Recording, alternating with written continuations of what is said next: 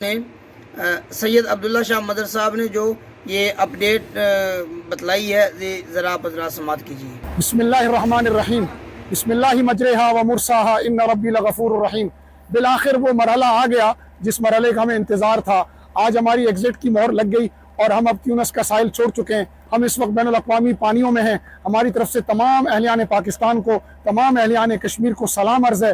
ہم انشاءاللہ غزہ جا رہے ہیں اور ہمارا مقصد یہ ہے کہ ہم غزہ کے ظالم حصار کو توڑیں اور اس نسل کشی کو روکیں جس نسل کشی نے انسانیت کو شرما دیا ہے۔ اور ہمارا مقصد یہ ہے، یہ پرامن تحریک ہے، گلوبل سموتھ فلوٹیلا، عالمی قافلہ استقامت، ایک پرامن تحریک ہے غزہ کے مظلوم مسلمانوں تک دوائیاں پہنچانے کی، غزہ کے مظلوم مسلمانوں تک ان کے خوراک پہنچانے کی۔ وہ معصوم بچے بلک رہے ہیں، تڑپ رہے ہیں، خواتین، بچے، بوڑھے سب بھوکے ہیں اور ہماری مدد کا انتظار کر رہے ہیں۔ نحن قادمون یا غزہ، اے غزہ ہم آ رہے ہیں۔ اہلیان پاکستان، ہماری آپ سے درخواست ہے، آپ ہماری آواز بنیں، آپ ہماری آواز کے ساتھ آواز ملائیں۔ بے شک ہم ان کھلے پانیوں میں ہیں اور ہم تمام بین الاقوامی قوانین کے تحت جا رہے ہیں۔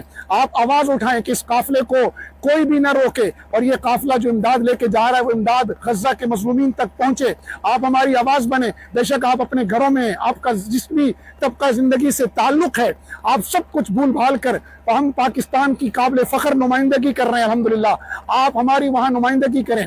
ہمیں معلوم ہے کہ پاکستان کی 25 کروڑ عوام، کشمیر کی عوام، پوری امت کی عوام وہ ہمارے ساتھ ہیں، ان کی دعائیں ہمارے ساتھ ہیں، ان کی روحیں ہمارے ساتھ ہیں، ان کے بدن وہاں ہیں، وہ ہمارے لیے تڑپ رہے ہیں۔ ہماری درخواست یہ ہے کہ اٹھائیے اپنا فون اور ہماری آواز سے آواز ملائیں تاکہ یہ عالمی قافلہ استقامت کامیابی کے ساتھ اپنی منزل تک پہنچ سکے، اور انشاءاللہ ہم ضرور پہنچیں گے۔ اللہ کے آسرے پر اور آپ کی دعاؤں کے سارے ہمارا یہ سفر جاری ہے اور انشاءاللہ جاری رہے گا۔ ہم اس وقت کھلے پانیوں میں ہیں اور ہماری یہ تحریک پرامن تحریک ہے۔ آئیے اس تحریک کی آواز بن جائیے تاکہ ہمارا شمار ان لوگوں میں ہو جو ظالم کے خلاف کھڑے ہوئے تھے مظلوم کی حمایت کے لیے۔ نعرہ تکبیر، اللہ اکبر، فری فری فلسطین، فری